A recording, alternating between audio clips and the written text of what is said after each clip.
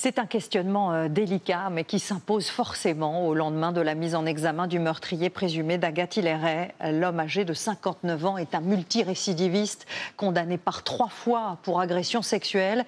Il était sous surveillance judiciaire avec injonction de soins et certains avaient alerté sur sa dangerosité. Emmanuel Binet.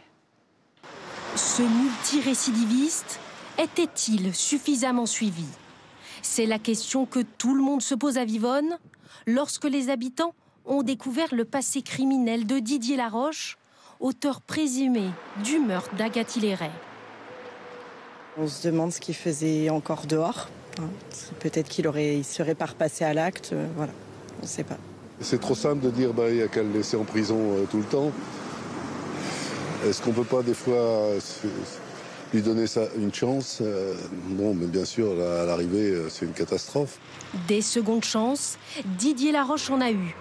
En 1994, il est condamné à 12 ans pour viol. Il sera libéré au bout de 10. En 2004, il récidive avec le viol et l'agression sexuelle de 2 jeunes femmes. Lors de son procès, l'avocat général alertait déjà le juge. Je vous demande de défendre les femmes contre ce serial violeur. Si vous le laissez sortir, il tuera. L'avis n'est que consultatif. Au bout de 20 ans de détention, Didier Laroche est libéré. À plusieurs conditions, interdiction de détenir une arme et d'entrer en contact avec les victimes. Il doit aussi habiter dans un lieu de résidence déterminé et se soumettre à une obligation de soins. Le jour même où il croise la route d'Agathe Hilleret, il avait justement un rendez-vous médical.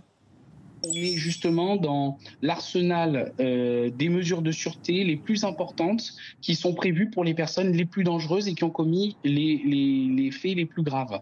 Lors de son audition, Didier Laroche a reconnu avoir porté 2 coups à Agathe Hilleret sans avoir intention de donner la mort.